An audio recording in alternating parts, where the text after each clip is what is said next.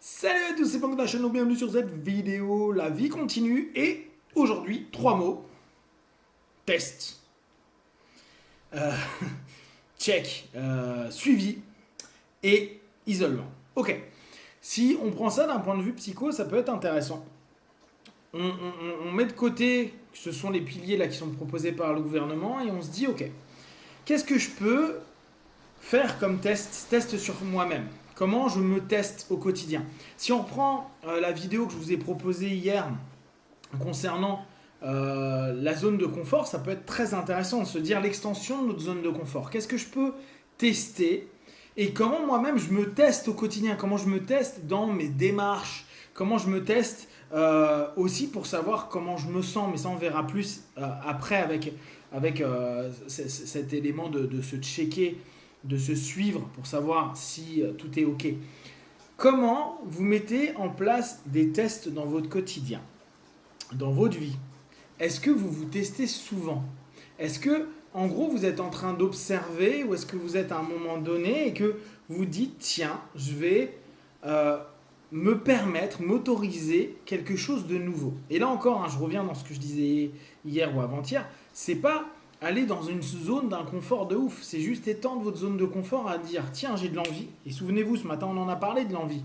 On a signal qui crée une envie, qui après emmène un processus, et un processus qui ramène une rétribution qui serait positive pour nous. Donc, cette envie, elle est nécessaire.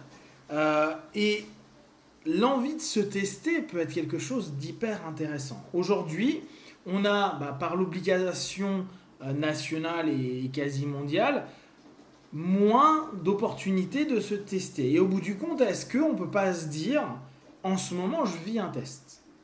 Je me teste moi vis-à-vis du monde, vis-à-vis de ma famille, de mes proches, d'être proche d'eux ou justement loin d'eux, je peux les avoir qu'en visioconférence, ou au contraire, je les ai toute la journée à côté de moi, ou comme me disait hier une copine psy qui dit, à mon avis, beaucoup de personnes vont, avec ce test réel, grandeur nature, de eux-mêmes, ils vont se rendre compte qu'ils ne sont pas à l'aise avec un certain type de solitude, de se retrouver seul, qui peut être un test qui n'a jamais été fait avant, parce que, mine de rien, on pouvait se dire, je reste tout seul, je m'isole, mais au bout du compte, pas tant que ça, parce qu'au bout d'un moment, il y avait une proximité physique possible.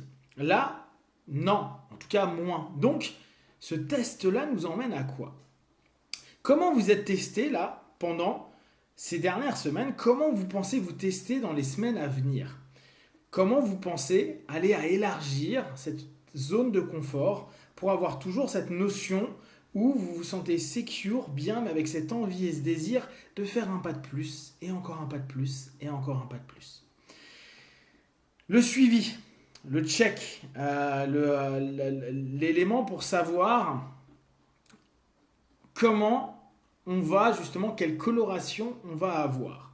Je trouve cette notion, alors vis-à-vis des tests, est-ce que je me sens bien, pas bien ou très mal? Test pourri, mauvais truc, zone rouge.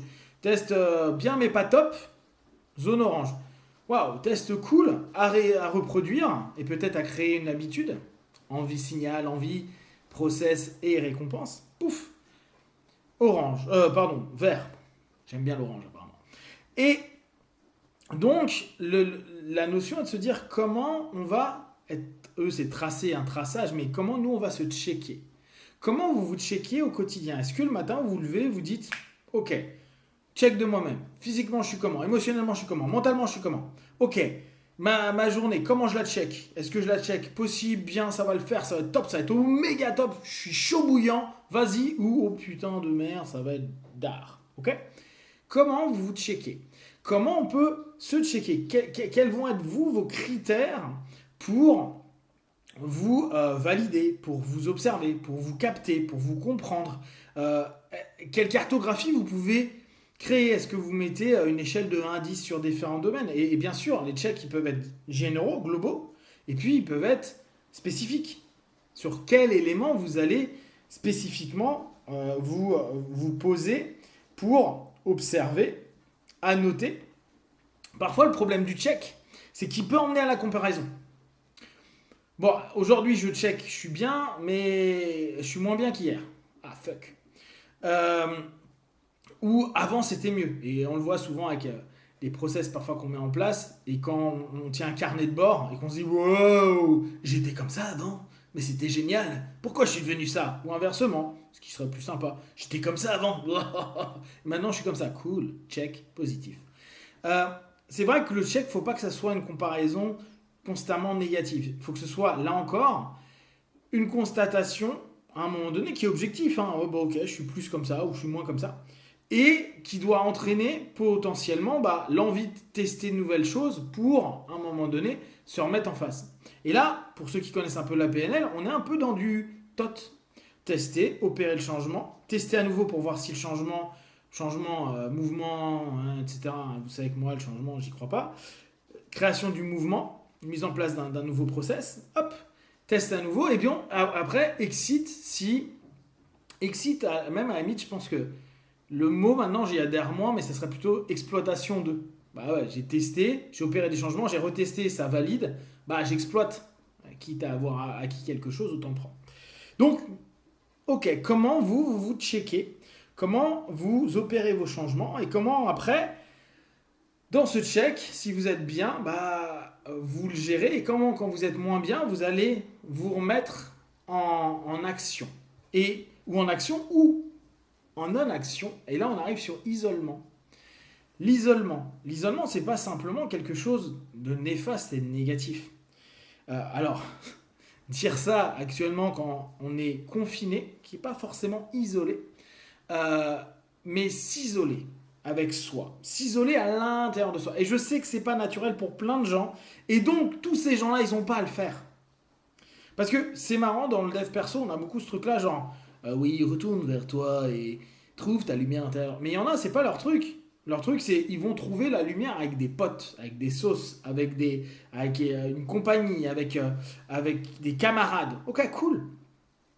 Là, l'isolement, je vous le propose comme une notion de méditation active, d'auto-hypnose, de check complémentaire. C'est-à-dire, je me suis checké et puis je vais penser, je vais méditer. Je trouve que le mot est intéressant dans le sens, je vais méditer sur ce que je viens d'observer, sur les points que je viens de vérifier, les points de vérification, et je me dis, ah ouais, tiens, ça je peux peut-être faire ça. Et je le fais plus facilement quand j'arrive à m'isoler. Pourquoi? Parce que j'arrive à me focaliser. Et là, on revient dans une notion très hypnotique. Sélectionner les idées sur lesquelles je vais poser mon attention pour faire grandir, développer et avancer cette démarche-là. Donc, dans ce mouvement, on a vraiment quelque chose qui peut être intéressant. Si on reprend cette notion d'isolement comme un moment méditatif, de réflexion ou de reconnexion à soi, après chacun va le développer à sa manière, ça peut nous donner un début de triptyque intéressant. Je fais des tests, comment je me teste, qu'est-ce que je teste, pourquoi j'ai besoin de ces tests. Je fais un point, un suivi, un traçage, un check.